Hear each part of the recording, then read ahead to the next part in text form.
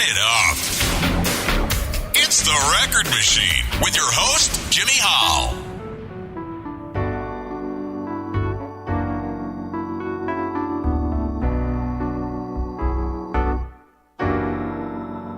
Wade in the water, wade in the water, children, wade in the water. God's gonna trouble the water. See that host all dressed in red. God's gonna trouble the water. Looks like the children that Moses led. God's gonna trouble the water. Well, wade in the water. Wade in the water, children, wade in the water. God's gonna trouble the water. See that host all dressed in white. God's gonna trouble the water. Well, it looks like the children of the Israelites.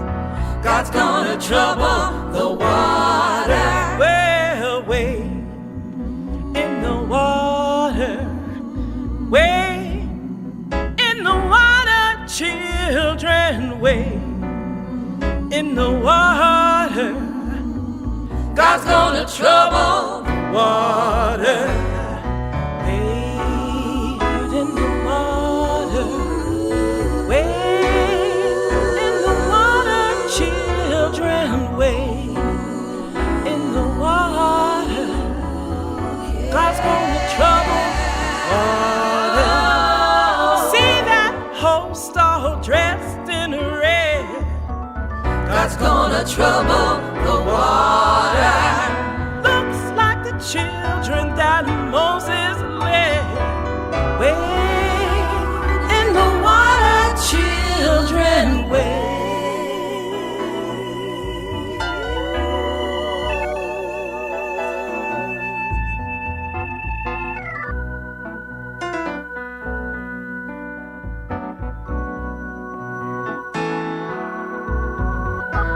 If you get there before I do, God's gonna trouble the water. Tell everybody I'm a-coming too.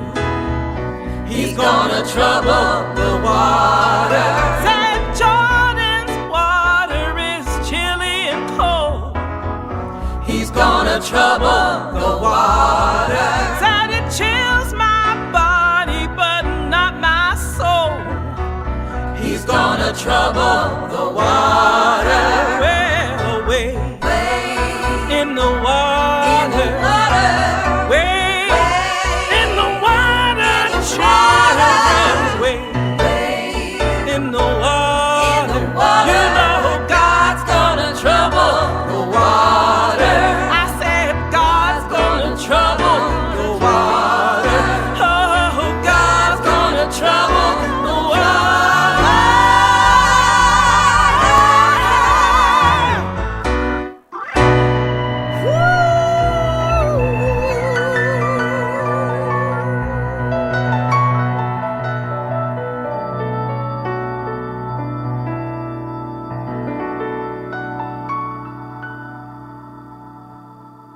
Ladies and gentlemen, please welcome blues recording artist Miss Freddye to the program.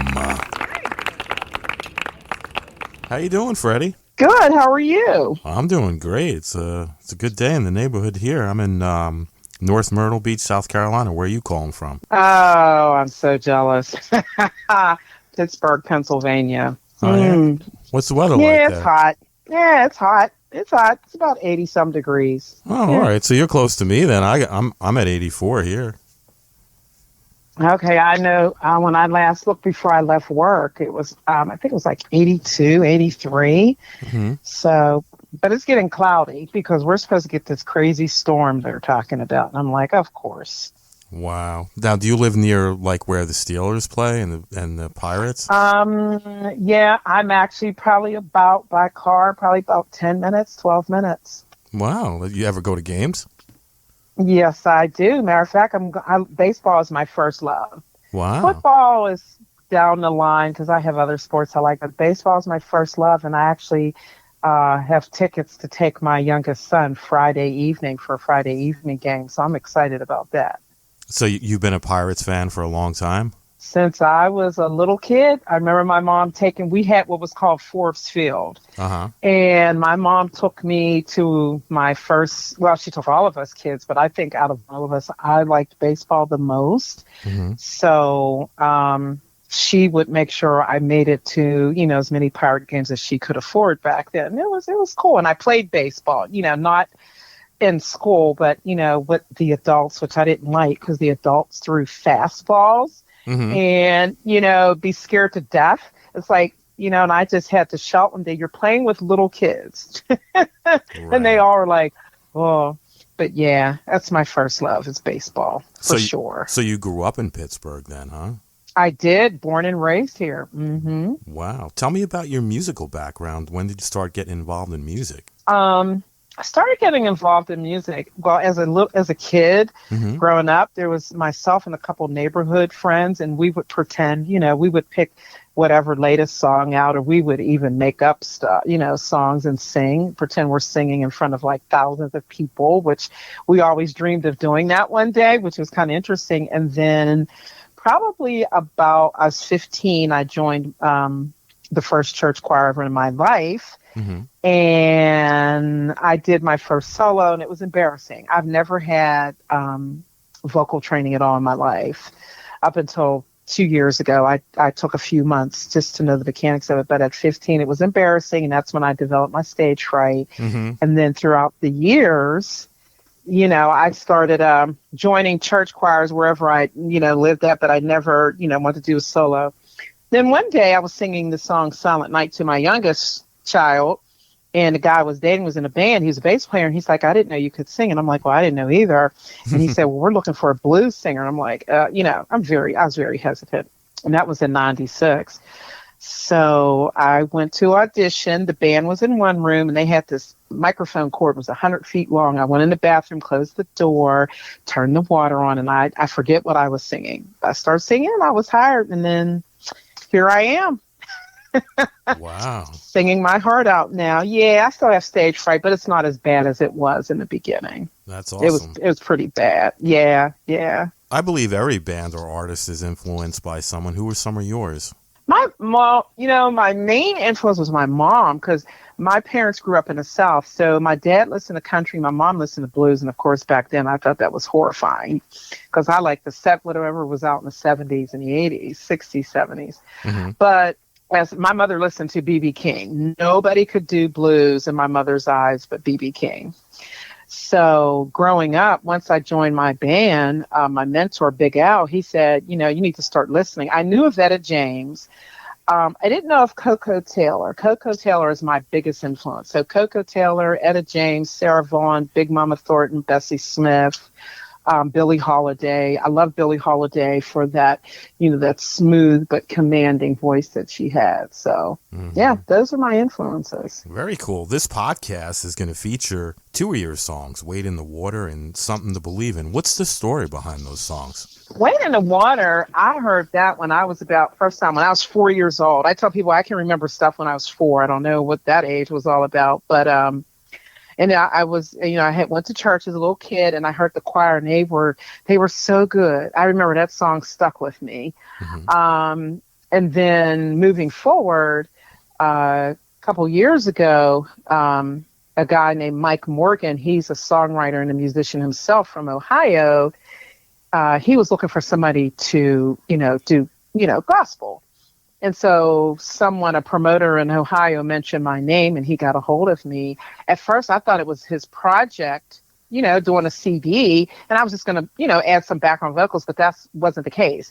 He wanted me to pick a spiritual, And so Wade in the Water stuck. I mean, I went through a lot of spirituals, public domain, and Wade in the Water stuck out. So I recorded my vocals here at Audible Images. And then he got a guy who I became friends with, Jay Vernali, and then Kim Parent. They're both out of Nashville. And so combining all that together, that's my first time releasing a single, which that was very cool. I was excited to do that. Mm-hmm. And Something to Believe In was already written by a gentleman named Frank Wildhorn. So I was covering it. But Bryan Cole, I knew Bryan. We knew of each other. He's heard me sing it. I'd go to open stages just to support, say hello, but he has heard me sing, and he said, I have the song, Something to Believe In. I think you would, especially, back then, the way things were going, like this world just needed something inspirational. So Bryan, produced Something to Believe In, and I recorded that at Mr. Small's studio here in Pittsburgh, and that's how they both came about. That's the stories behind them. What's it like working with Bryan? I think he's a pretty cool guy. I've had him on the show a few times. I really dig his style. He's a great singer and a great producer, right? He is, because, he tons of experience, more than I have. He knows what he needs to hear, and what needs to be here. Mm-hmm. Heard, I should say. Sorry. I like working with him. He's very patient, but, I told him, I said, just get on me, be hard on me. Don't be afraid. That doesn't bother me, because sometimes I do need this motivational push, or, it's like, you need to get yourself together. But he was great to work with. I know I wouldn't mind doing something in the future, with him, even if it's, doing another single. Now I know what he wants, what he requires, and what he thinks I should be doing. So, but it was great.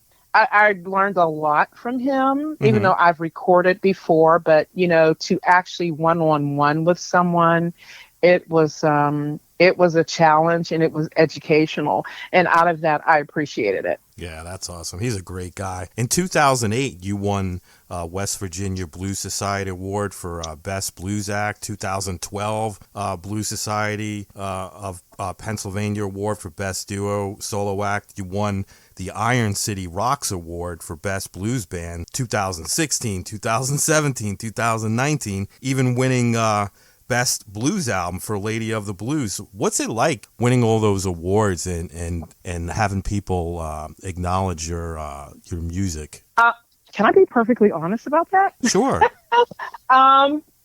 So, and I tell people, please don't take this in a weird way. I said, but it's like, okay, that's cool. I still got work to do, people. I've got more music I have to produce.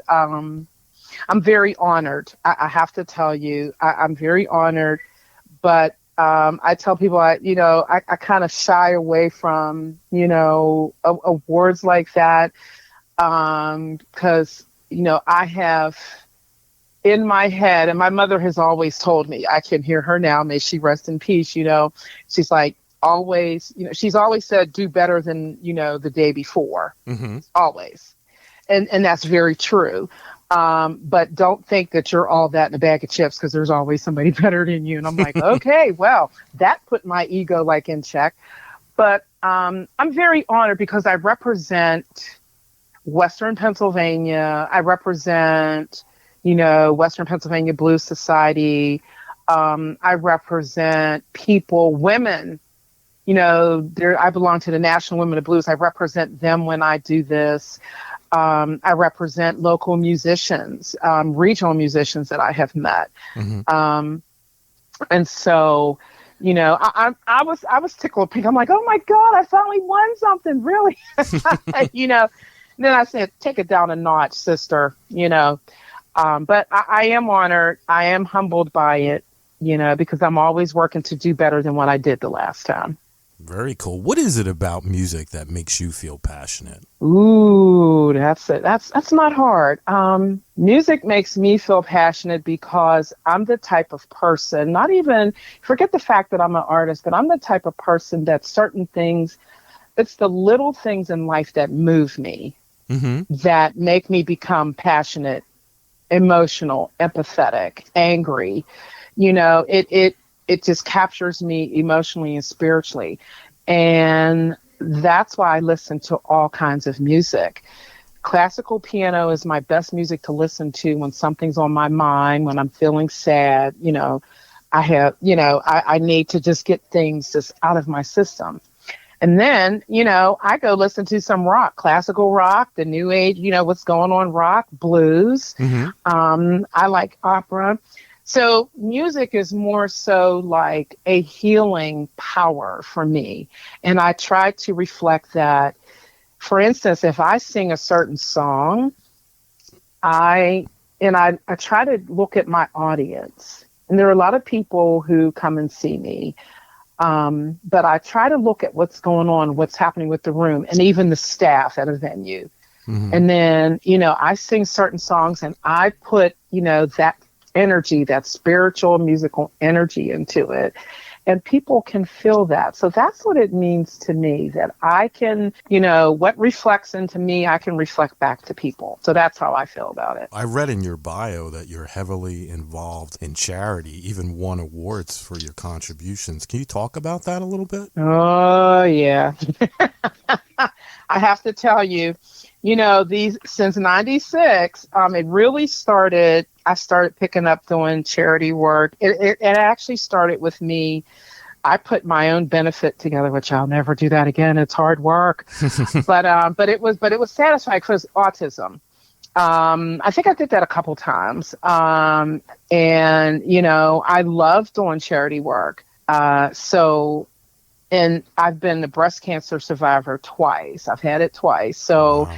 Every year, I used to do the Relay for Life every year in Nature on the Heights. And, since COVID, they haven't had it. But there's a event called Pink Day that happens every third weekend in September in Leechburg, Pennsylvania.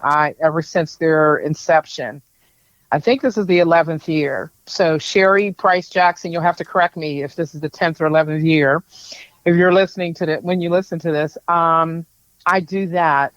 I used to do a lot for the VA, like sing. They had certain programs I would sing for because, as a matter of fact, I love taking care of the veterans. I love hearing their stories, and I'm always thankful because I've had friends and relatives who were in the military. And there are certain things for autism, like in the Pittsburgh and surrounding areas that I do. So I love doing it. I feel very guilty. Say, somebody approached me and their first words are, "Miss Freddye, I know you're busy." And I'm like, oh, here it goes. Okay, let me open my calendar because it's coming. Right. And, unless I'm doing another show, I try not to book 2 shows, but matter of fact, I've done it in one day. I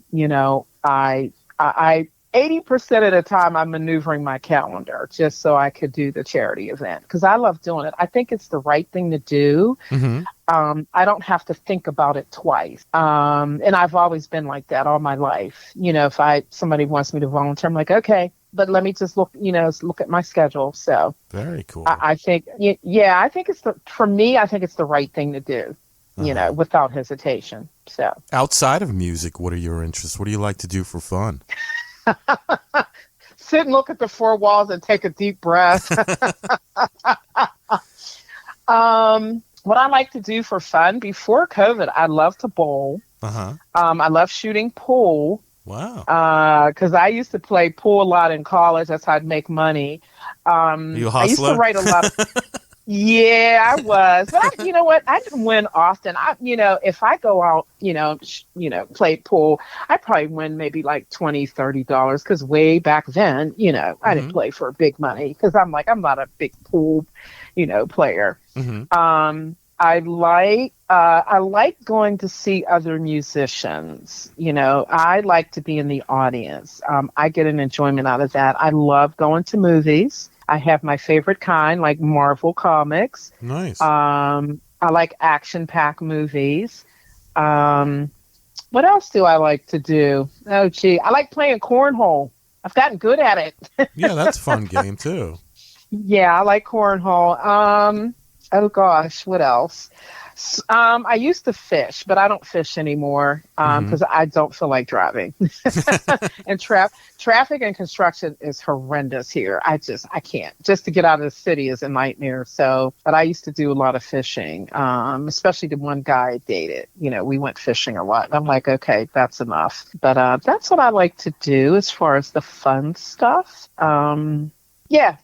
My hobbies are, what are my hobbies? Writing poetry. Poetry is really cool. So right now, out of our conversation, I could come up with a poem and that's it, you know, because I used to write poetry in high school and that's how I made money to pay for some of my prom stuff. Yeah, that's $5 a poem, no matter what was going on, relationship, anger, you know, you want to voice your freedom to your parents, whatever it was $5 a poem. So yeah, I was a poem hustler. very cool. Are you currently working on any projects right now that you'd like to talk about? I am currently going into the studio once again. I have an album that will be coming out in a few months, if not sooner. There's a song that I want to release as a single. A friend of mine passed away suddenly. He had wrote a couple songs off of my second album, and he suddenly passed away in November. Oh, sorry to hear that. So, yeah, me too. He was a good guy, great musician. He was well loved. He's from West Virginia. His name was Mike Lazanga. So, I want to say a month or two before he passed away, you know, I love the song. Actually, I have a video of it. It's an original he written, so I'm going to release it as a single. Nice. Because it's a great ballad love song. I love it. It's very haunting, and that's what I like. So those are my projects. Yeah. So when blues album and a single. So when do you think we'll see that come out? I think the single, we just have to tweak it. I want to say, you know, let me see, this is June. It's June already. Yep. Wow. June 1. I know, right? I'm hoping that I can get the single released in July and the album in August. Very nice. You know, because all I have to do is go to, studio, put down my vocals, and my acoustic, my home cooking band is going to do the single by Mike. So, July and August, I'm looking no later than September. No later. Awesome. Do you have a website you'd like to promote? I do. It's MissFreddye.com, MissFreddye.com. All your stuff. And they can find me on. Yep, my shows, my bio. I think Wade in the Water, Something to Believe in. I think it's Something to Believe in is on there. Get to know me, email me, and then my social media on Facebook, Miss Freddye. I'm on Twitter at Miss Freddye 17, and I'm Instagram, Freddye Stover's Blues. Awesome. Is there anything you'd like to mention that we didn't talk about today? Let's see. I'm a nurse. Very cool. Today makes 35 years. I'm a registered nurse. Yay. Wow, that's awesome. Thanks. And I'm really appreciative of my years as a nurse. I want to thank the nurses that got me started and the nurses throughout my career who, mentored me, friends that I've become with. And tomorrow is my birthday. Well, and I can retire anytime after tomorrow. Wow. Happy birthday for tomorrow. Thanks. So I'm not going to retire. It's going to be a very long while yet. So, but yeah. But I just want to, give a shout out to my publicist, Michael Stover, MTS Management. He is an awesome publicist. We are no relation. Because people are like, are you related? Is that your husband? I'm like, no, we've been Facebook friends before I came under his record label and his agency. So he will work you, but he will also work for you. And he's a good guy. And, I'm thankful for that. So I just wanted to give him that shout out, Yeah, he's awesome. I've known him for a couple of years. I've had a bunch of his artists on my show, so he's a great guy to work with. Yes, he is. And I can testify to that. And I've actually recommended a couple people. I know there's one that actually is under his umbrella now, and she's gotten accolades. And, I'm just so happy. Mm-hmm. I'm just very, very happy for all the artists, but especially the new ones that he's brought on lately, after I joined. Mm-hmm. So, so that's what I wanted to do. I just wanted to give a shout out to Michael Stover. Yay. Awesome. Well, Freddie, I want to thank you so much for coming on the show today. I really appreciate it. I dig the conversation, and I want to thank you for your service as being a nurse, because I'm sure that was very hard during the last couple of years, and also want to wish you a very happy birthday, and I'm looking forward to hearing that album when it comes out. Oh, thank you so much for having me, and thank you for what you do in supporting us artists. I mean, I don't know about everybody else. I can only speak for myself, but I really appreciate it, and that's the honest to goodness gospel truth. Well, I appreciate you coming on the show. I really do. I think you have a great story and some great tunes as well. Thank you. Thank you. All right. Well, you take care and have a good one. All right. Thanks. You too. All right. Bye-bye. All right. Bye.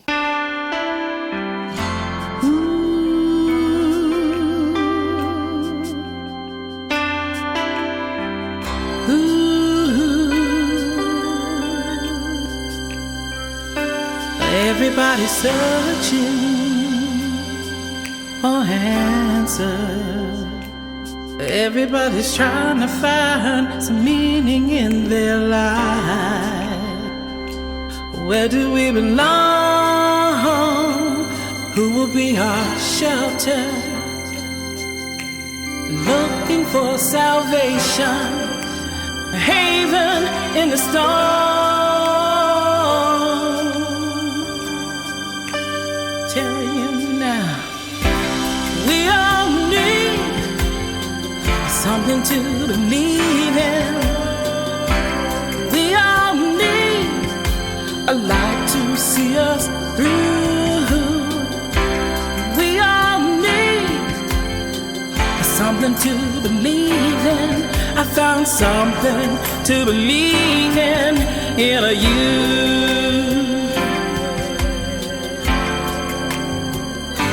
I was like a wayward ship drifting out to nowhere, tossing in the raging waters, trying to find my way home. You must be an angel